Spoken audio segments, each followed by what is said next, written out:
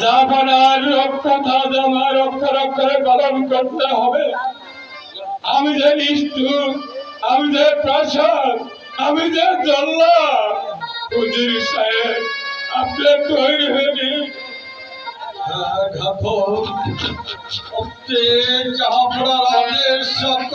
পালন করুন।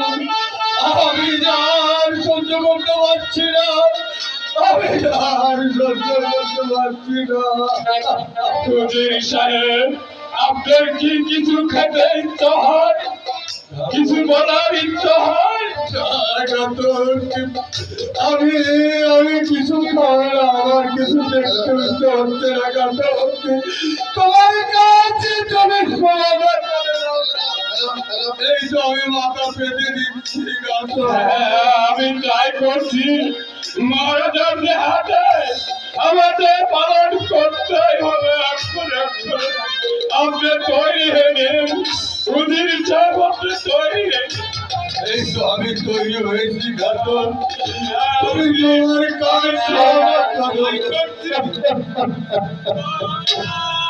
চলো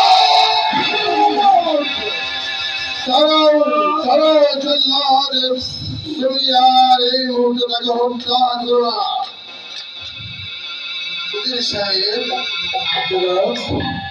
আপনি একবারের জন্য রাজি হয়ে যায়।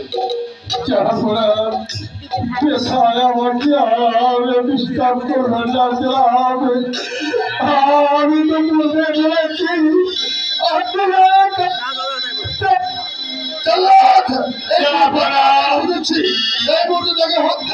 আমি তাই করছি যাবনা, আমি যে তাই করছি।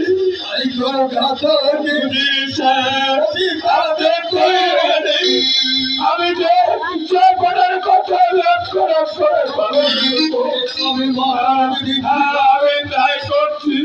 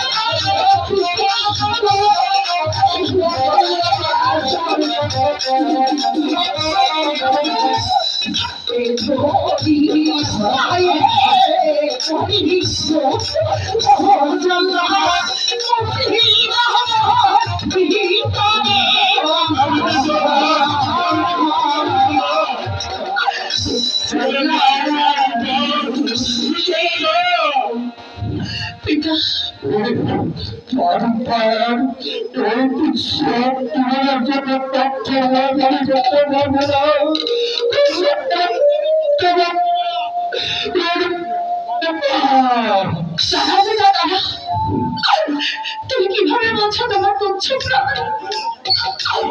আমি তোমাকে এই জমাদের সম্মুখে রেখে চলে যাবো? যেতে যদি হয় এখানে ধারে কাছে কোথাও বাচ্চা নেই, চলো না আমি এই রাজ্য ছেড়ে পালিয়ে যাই। চলো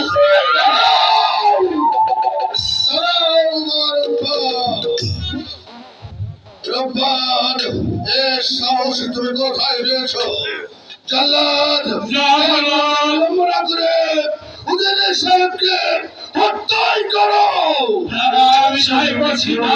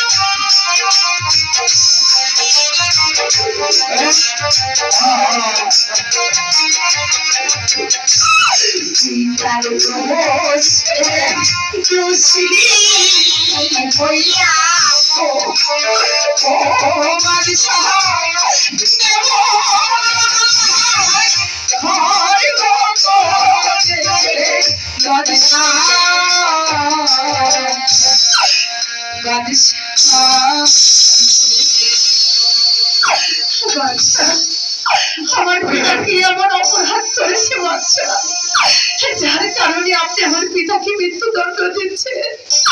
আমার পিতা কি অপরাধ করেছে আমায় বলুন আপনি। আমার একমাত্র পুত্র শাহজাদা রহিমের সঙ্গে তুমি যদি এই বিয়েতে রাজি হও তাহলে তোমার পিতাকে মুক্ত করে দেব।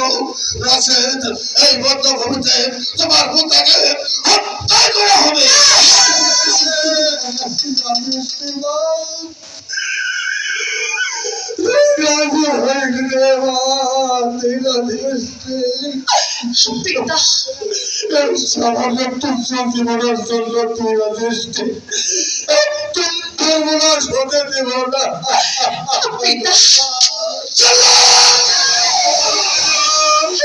আমি তাই করছি না, আমি তাই করছি।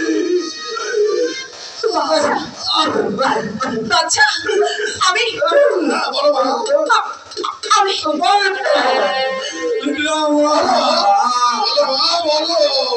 তুই রাজি হচ্ছি মা? বলো বলো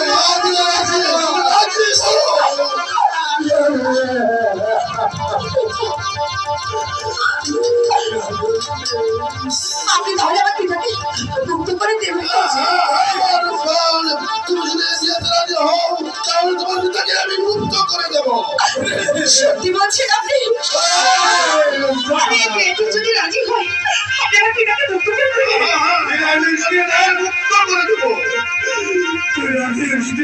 আমি তোর ভিতরে বলছি তুই রাজি হচ্ছে। তুমি রাজি হয়ে যাও, তুমি রাজি হলেই তোমার ভিতর প্রাণ ফিরে পাবে।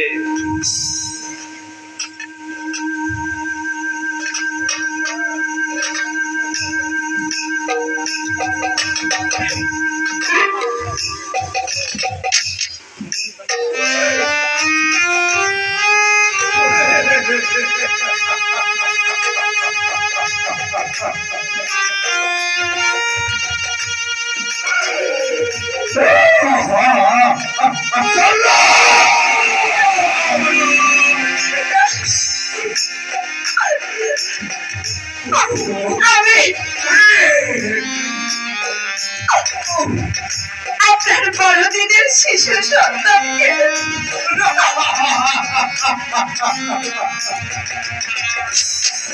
স্বামী বলে মেনে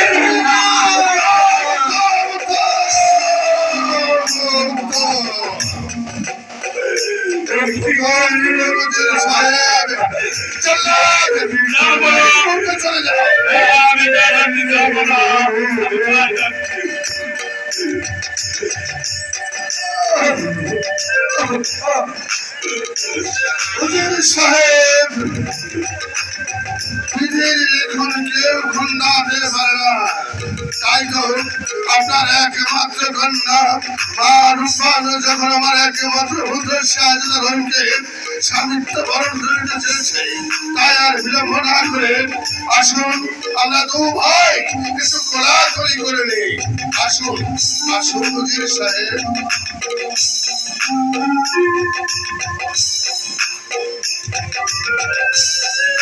উজির সাহেব, আপনি শুধু নিরাশপুরের উজির নন, আপনি যে নিরাশপুরের একজন মহৎ ব্যক্তি, তাই তার বিলম্ব না করে মা রূপালীকে বিয়ার সাথে সজ্জিত করে দরবারে চলে আসবে। আগামীকাল মা রূপালীর বয়স হবে 12 বছর, আর আমার একমাত্র পুত্র শাহজাদার বয়স হবে 12 দিন। তাই তো বিলম্ব না করে মা রূপালীকে মধু বেশে সাজিয়ে আপনি দরবারে চলে আসবেন।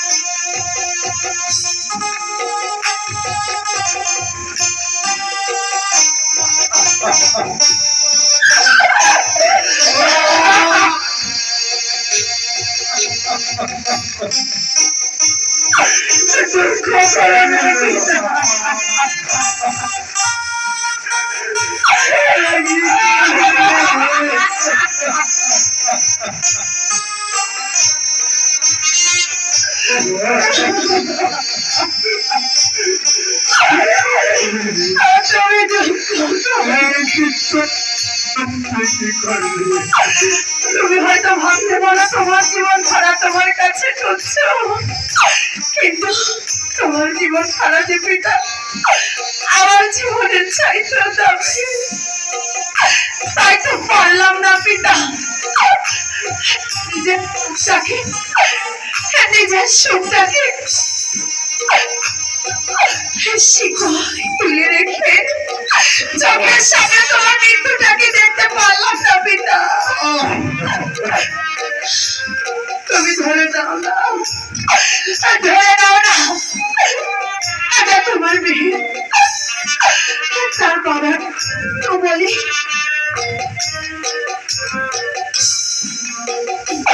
পিতা তুমি দুঃখ করো না, তুমি দেখবে আমি একদিন ঠিকই সুখী